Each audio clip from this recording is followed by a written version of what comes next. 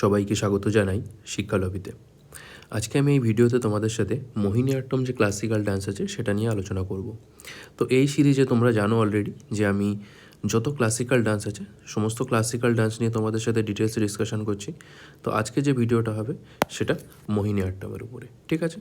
তো চলো শুরু করা যাক। এবং এই সিরিজে তোমরা জানো যে আমি প্রত্যেকটা ইনফরমেশান যেগুলো প্রিভিয়াস ইয়ারে জিজ্ঞাসা করা হয়েছে সেগুলো বুলেট পয়েন্টের আকারে আমি তোমাদের সামনে রিপ্রেজেন্ট করছি। তো ভিডিওটা প্রথম থেকে শেষ পর্যন্ত অবশ্যই দেখো। আশা করি তোমরা যারা সিজিএল, সিএইচএস, এমটিএস, সিপিওর জন্য পড়ছো, ইভেন যারা মিসলেনিয়াসের জন্য প্রিপারেশান নিচ্ছ, ডাব্লিউবিপি বা ডাব্লিউবিসিএস এর জন্য প্রিপারেশান নিচ্ছ, সমস্ত পরীক্ষার জন্য কিন্তু এই ভিডিওটা অত্যন্ত গুরুত্বপূর্ণ হবে। তো ভিডিওটা মনোযোগ দিয়ে প্রথম থেকে শেষ পর্যন্ত অবশ্যই দেখো এবং যদি ভালো লাগে তাহলে আমাদের চ্যানেলটি অবশ্যই সাবস্ক্রাইব করে নেবে এবং ভিডিওটি বাকি বন্ধুদের সাথে অবশ্যই শেয়ার করো। তো চলো শুরু করা যাক। মোহিনীঅট্টম যে ক্লাসিক্যাল ডান্স আছে সেটা কোথাকার ডান্স? সেটা হচ্ছে কেরালার ডান্স, ঠিক আছে? তো এর আগে দেখো অলরেডি আর একটা ডান্স আমি তোমাদেরকে বলেছিলাম যেটা কেরালার ক্লাসিক্যাল ডান্স। তো সেটা তোমরা এই ভিডিওর কমেন্ট বক্সে অবশ্যই কমেন্ট করে জানাবে সেই ক্লাসিক্যাল ডান্সটার নাম কী, অর্থাৎ কেরালার অন্য আরেকটা যে ক্লাসিক্যাল ডান্স আছে সেই ক্লাসিক্যাল ডান্সটার নাম কী আছে, ঠিক আছে? দেখো, তো এই যে মোহিনীঅট্টম যে ক্লাসিক্যাল ডান্স আছে সেটা অ্যাকচুয়ালি কী হয়, এই যে ডান্সটা খুব সফট টাইপের ডান্স, অর্থাৎ জেন্টেল মুভমেন্ট হয় এখানে। এই কারণে এটা হচ্ছে কি ফেমিনিন স্টাইল, বা যে মেয়েরা যেমন গত ভিডিওতেই বলেছিলাম যে মেয়েদের নেচার যেমন কি হয় একটু সফট টাইপের হয়, তো এটা কি হচ্ছে তোমার ফেমিনিন স্টাইলের ডান্স, ঠিক আছে? এখানে যে এই যে ওয়ার্ড আছে মোহিনী, মোহিনী শব্দের অর্থ কী হচ্ছে? মোহিনী অ্যাকচুয়ালি হচ্ছে যে লর্ড বিষ্ণু যিনি আছেন তার ফিমেল অবতার, তার ফিমেল অবতার কে ছিলেন? মোহিনী। তো মোহিনীঅট্টম নাটক মানে যে কথাটা মোহিনী এইখান থেকেই কিন্তু নেওয়া হয়েছে। এটা হচ্ছে লাস্য বেস্ট থিম।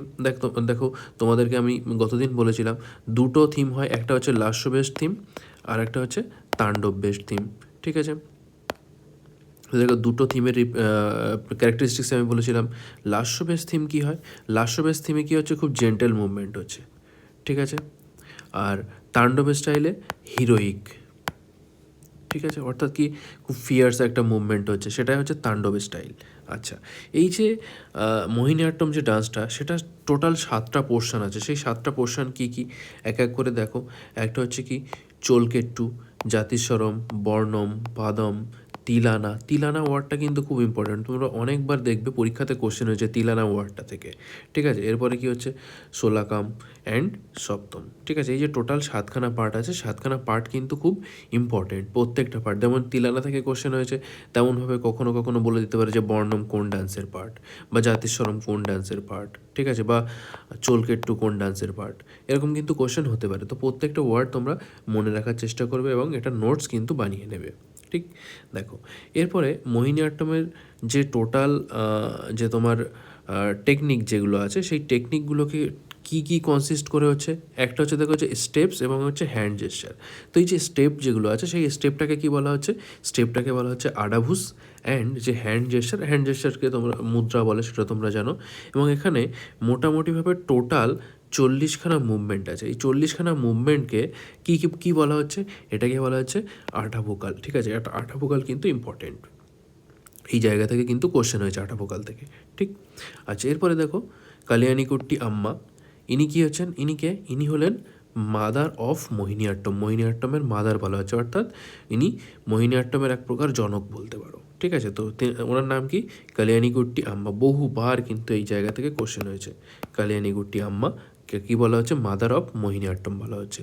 তো মোহিনীঅট্টমের যে ড্রেস আছে সেই ড্রেসটা কী হচ্ছে? দেখো এই এই এই এনাকে দেখো, এই যে আমি এখানে ছবিটা দিয়েছি এটাকে দেখো।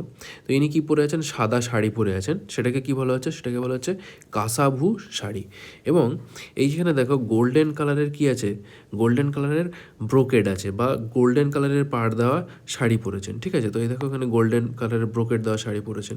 এবং এখানে যে ব্লাউজ যেটা পরেছেন, চলি বলা হচ্ছে যেটাকে, সেটাকে কী বলা হচ্ছে? উনি একটা ম্যাচিং চলি পরেছেন, ঠিক? আচ্ছা, এরপরে দেখো এখানে যে ভোকাল মিউজিক, যেখানে যে মিউজিকটা ইউজ হয় সেটা কি হচ্ছে? কার্নাটিক মিউজিক। দেখো মোহিনীঅট্টম কোথাকার ডান্স? সাউথ ইন্ডিয়ার ডান্স। তো সাউথ ইন্ডিয়ান ডান্স হলে কী হবে? কার্নাটিক মিউজিক হবে। যদি নর্থ ইন্ডিয়া হতো তাহলে হিন্দুস্তানি মিউজিক হতো।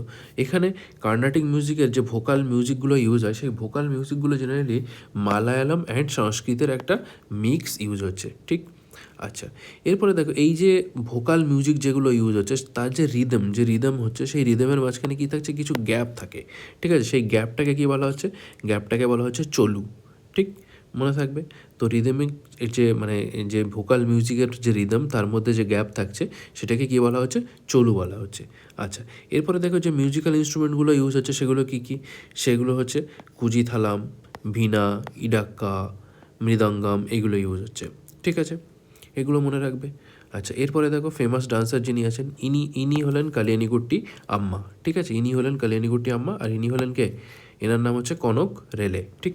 তো দেখো ফেমাস পার্সোনালিটি যারা আছেন তাদের মধ্যে প্রথম কী হচ্ছেন, জয়প্রভা মেনন, সমিতা রঞ্জন, পল্লবী কৃষ্ণান, গোপিকা বার্মা, রাধা দত্তা, সুনন্দা নায়ের, নীনা প্রসাদ, ঠিক আছে?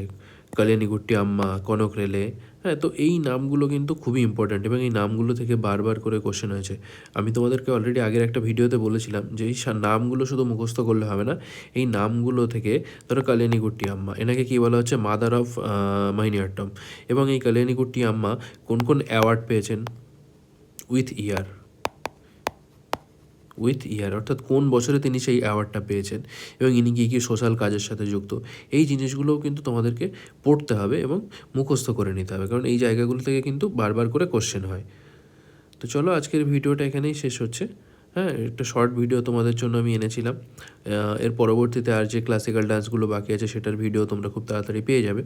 এবং ভিডিওটি যদি ভালো লাগে তাহলে আমাদের চ্যানেলটি অবশ্যই সাবস্ক্রাইব করে নেবে এবং ভিডিওটি বাকি বন্ধুদের সাথে অবশ্যই শেয়ার করো।